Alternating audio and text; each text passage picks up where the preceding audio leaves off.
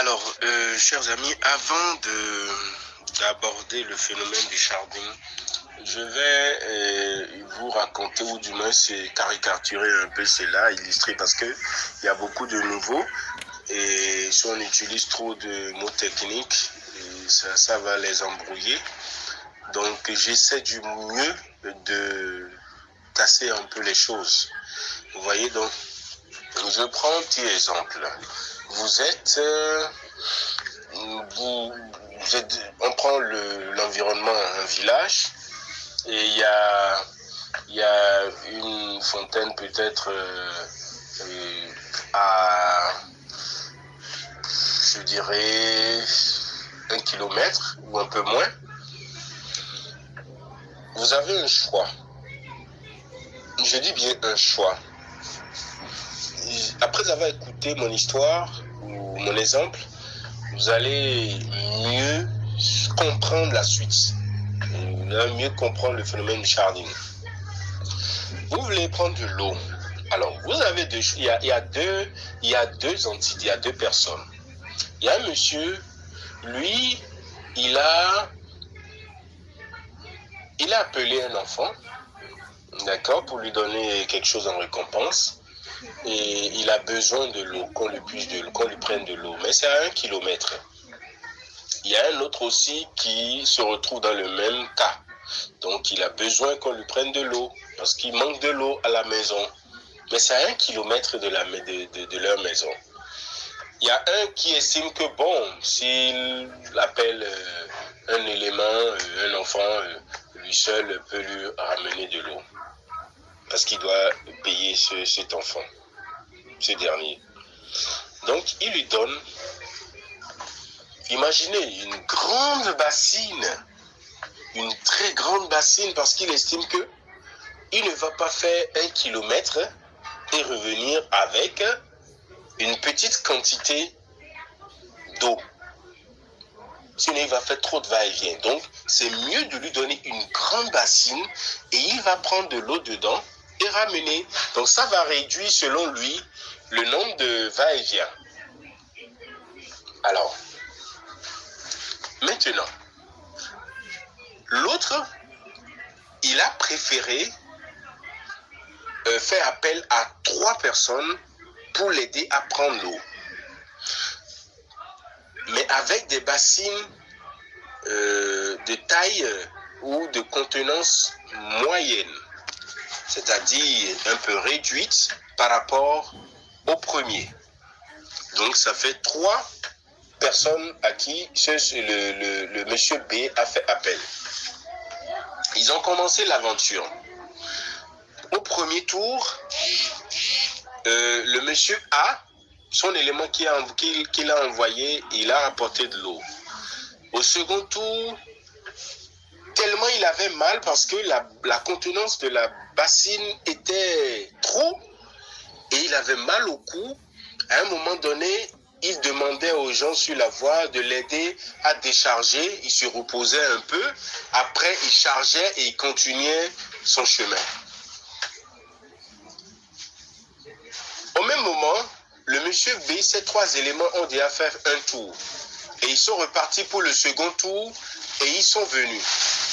Le 3e tour, ils ont enclenché, ils sont venus. Alors, le monsieur A, son élément, lui carrément, avant d'arriver au second tour, il était fatigué. Le 3e tour, difficilement, il est parti. À un moment donné, carrément, il est resté statique sur la voie parce qu'il avait tellement mal. Pendant ce temps, le monsieur B avait déjà tout, comment on appelle, tout ce qu'il a apprêté comme arsenal pour contenir l'eau. Ces 3 éléments avaient déjà rempli ça.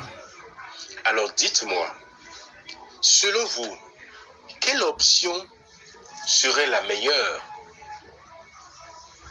Évidemment, c'est l'option B. C'est ça le phénomène du halving et du sharding. Le sharding, c'est un phénomène qui permet de partitionner une blockchain 1 plusieurs blockchains pour diminuer un peu les charges sur les nœuds. Donc, nous savons tous que le concept de l'évolutivité des blockchains est une véritable problématique. Quand on parle d'évolutivité, c'est-à-dire la scalabilité, c'est le nombre de transactions que peut effectuer une blockchain par seconde. Et la blockchain Bitcoin, c'est 7 transactions par seconde. L'Ethereum est venu après avec 15 transactions, mais ça ne résout pas le problème.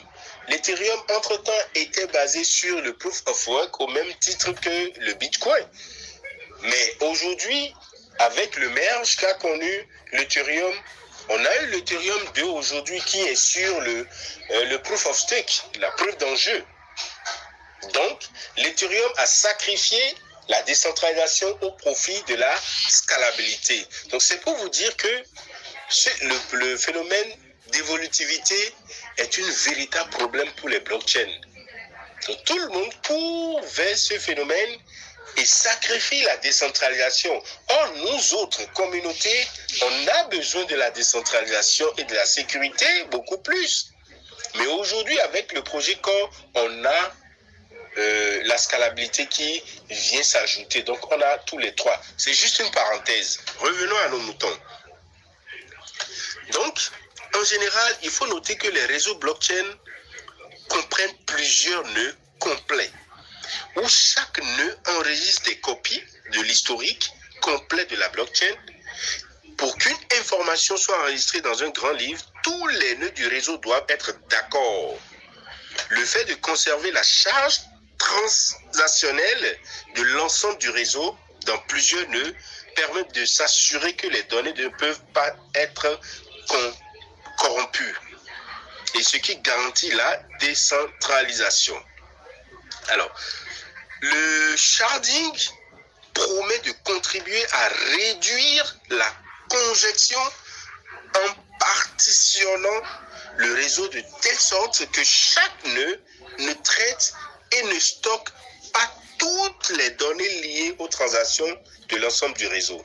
Donc, cette technique, en fait, vise plutôt à soulager les nœuds de sorte que chaque nœud, quand on dit nœud ordinateur, que chaque nœud ne conserve que les informations relatives à son shard.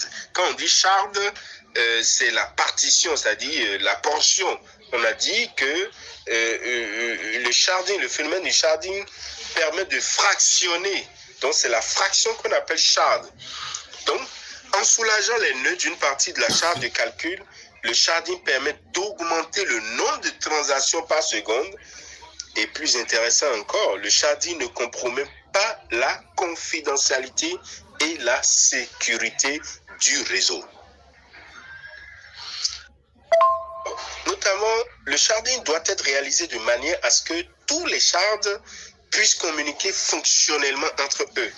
Et cela permet de maintenir la sécurité et la décentralisation des aspects essentiels de la technologie blockchain.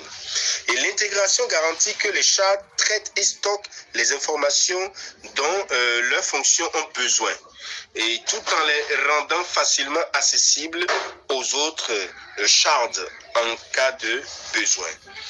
Donc voilà un peu ce phénomène et que chacun doit comprendre.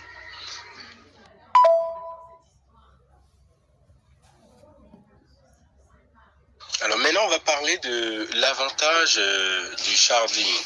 Vous savez, le sharding, comme on a appris déjà, c'est conçu pour répartir les charges, n'est-ce pas, de travail des réseaux afin de permettre à de nombreuses transactions parallèles de se produire simultanément. Donc là, ça va augmenter un peu le nombre de transactions par seconde. Donc ça va agir un peu sur l'évolutivité de la blockchain et de façon positive. Alors, voici donc les avantages d'une blockchain ou qu'une blockchain peut obtenir en mettant en œuvre le sharding. Nous avons en premier lieu l'amélioration de l'évolutivité. Donc, à ce niveau, vous comprenez, j'en ai parlé un peu déjà dans la généralité. Donc, ça va améliorer l'évolutivité. Donc, le sharding permet là, à ce niveau, non seulement d'effectuer des transactions parallèles, mais aussi de garantir un traitement et une validation plus rapide des transactions. Donc, la réduction du temps de traitement, bien entendu, des transactions, signifie que les réseaux traiteront davantage de transactions par seconde. Ensuite, il y a un second avantage qui est une meilleure accessibilité et participation. Donc, avec la mise en œuvre du sharding, un matériel moins important sera nécessaire pour faire fonctionner un client, ce qui permettra aux utilisateurs d'accomplir pratiquement n'importe quoi. Et cela garantira donc l'accessibilité et davantage de personnes participeront au réseau. Là, ça attire beaucoup de personnes, beaucoup de projets qui vont venir se greffer à la blockchain à cause de son évolutivité.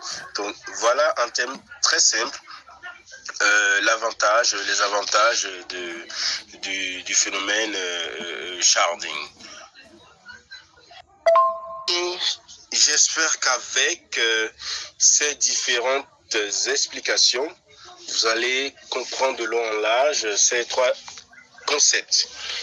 Donc, s'il vous plaît, ceux qui sont sur le forum et qui n'aiment pas écouter ni lire ou prendre connaissance des formations qu'on envoie sur le forum, vraiment c'est dommage.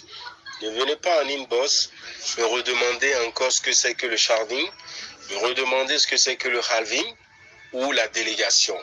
Parce que là, on a assez répété, on a assez parlé surtout sur la délégation. Donc s'il vous plaît, moi j'ai fait ma part des choses. C'est à vous maintenant de faire